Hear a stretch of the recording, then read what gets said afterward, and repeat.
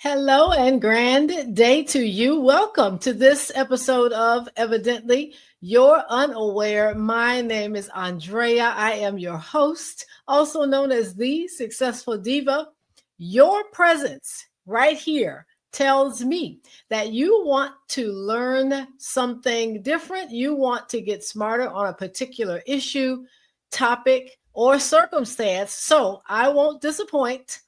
Let's do just that. Let's get smarter on voter elections, or I should say, voter turnout in every election. Throughout 2025, there have been numerous special elections taking place.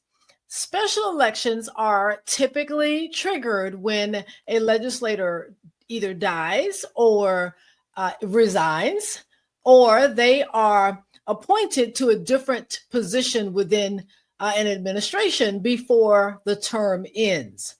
Now, seemingly, there's been quite a few here in 2025. And in these special elections, it appears, I'm just going with what it kind of looks like, it appears that voters are using their vote as a way of giving their voting backlash, if you will, to what it is that they are seeing coming forth from the current administration. Now, earlier this year, let's look at just what's happened in the state of Florida. Earlier this year, there were two special elections in congressional districts 1 and 6.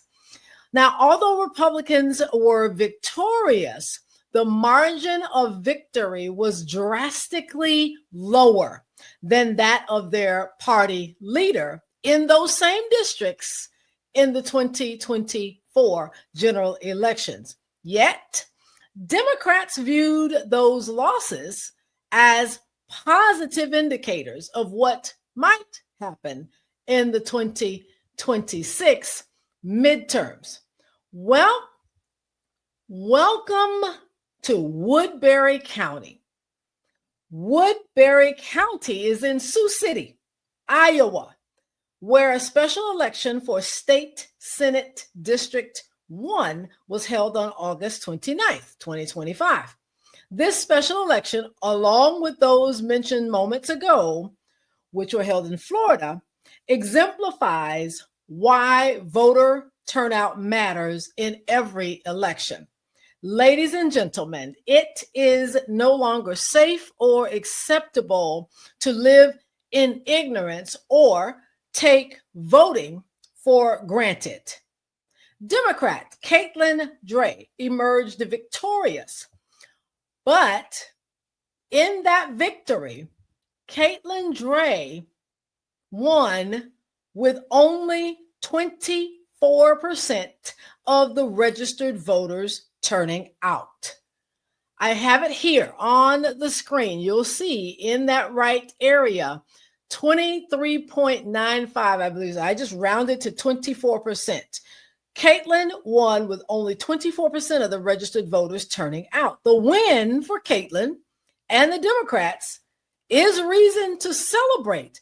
However, what I want to bring your attention to in today's episode is the low turnout, and that should bring a pause. There were approximately 32,000 registered voters for this district. 7,629 votes were cast.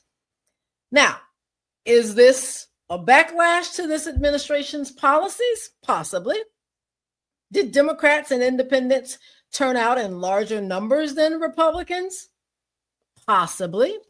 But as you can see here, in those votes cast, and let me just pause right here. You see the difference. Ballots cast, that's a different number than votes cast. And here's the simple difference between the two. Ballots cast represent the physical ballot that was counted in the election, in person, mail in, all of the different things that the physical paper ballot is. That's the ballots cast.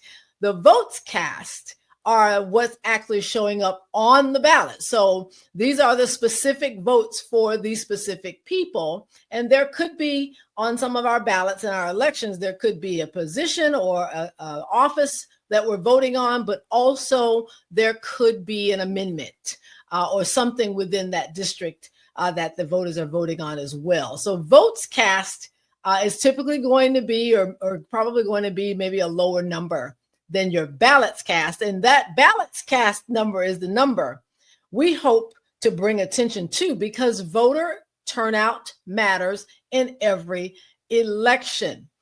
32,000 registered voters here in Woodbury County, Sioux City, for State Senate seat District 1, where only 7,600 or 7,644 ballots were cast, representing 24% of the registered voters.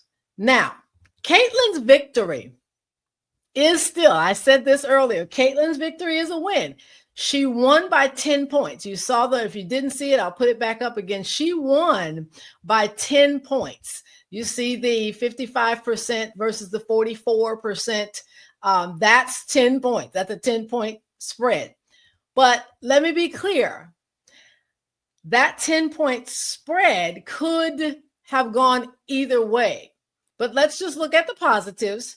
It represents a 21-point swing because Trump, 34-count convicted felon, actually won this district by 11 points. So she swung back the other way. The pendulum swung the 11 points from the current occupant of the White House, and then she won by 10 points. Now, it also marks Caitlin's victory, the end of the Republican supermajority in the Iowa State Senate. And that's huge because that kind of determines how policies and what things come to the floor and how agendas are moved within the state of Iowa.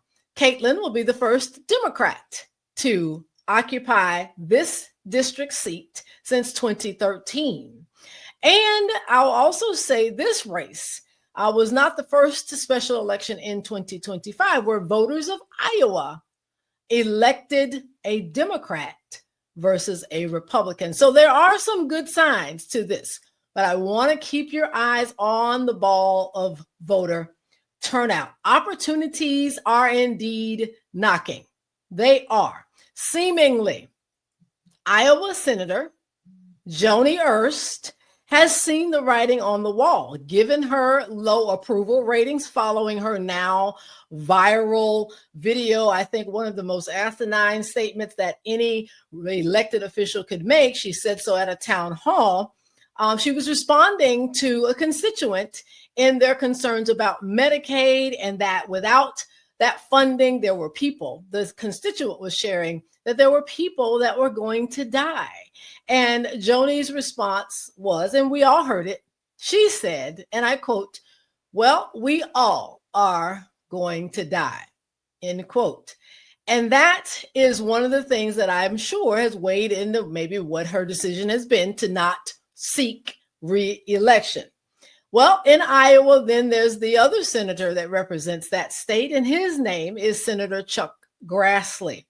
And I'll just put this way, because you've heard me, if you followed me on this platform, on my podcast here, evidently you're unaware. I have put forth just an idea that maybe we should have term limits in Congress.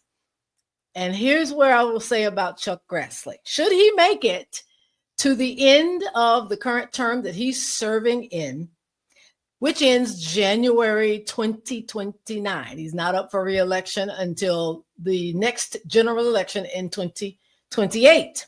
Should he make it and decide to run, he will be 95 years old.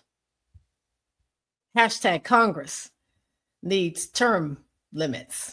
That's all I'll say about that. So, yes, Democrats, they have earned the right to celebrate in the Iowa election for that state Senate seat.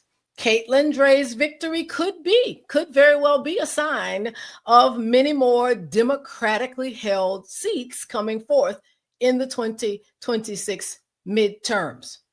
But great candidates may not be enough in future elections. After all, Caitlin only won by 800 votes. 800. It's not enough to talk about the deplorable policies of the current administration, illegal tariffs, and or people, as catastrophic as this sounds, people being disappeared out of this country. Democratic candidates or any candidate must explain how they plan to improve the lives of Americans from the day one moment that they hit the office floor of whatever position they're running for. When they get into that office, they've got to explain how they are going to improve lives from day one. Voters must have a reason to show up, not just a reason to stay home. We got to give them a reason to show up. We need voters a reason to show up versus a reason to stay home, because there's a lack of interest in either candidate. Policy is good, but practical, make it plain, how is it going to benefit me and you? Those are the solutions that need to be brought forth. Protests, yes, protests happening all over this country. They do have a purpose. But let's be clear, if in doing so, the results of those protests do not lead to greater voter turnout with votes for candidates who are people focused, not big interests, not, because, you said something that someone else liked. They've got to be candidates who are people focused for the better of the movement forward of this country. I'm afraid democracy and extinction will soon be in the same sentence. Evidently, You're Unaware is a platform dedicated to shining light upon various issues, topics, circumstances, and people who influence our lives. The information provided should not be considered advice for legal, health, investments, or the endorsement of an individual or group. Neither the host nor the guest of Evidently, You're Unaware is responsible for any losses, damages, or liabilities that may arise from using the information shared within this podcast. All rights reserved. Copyright 2025. Evidently, You're Unaware.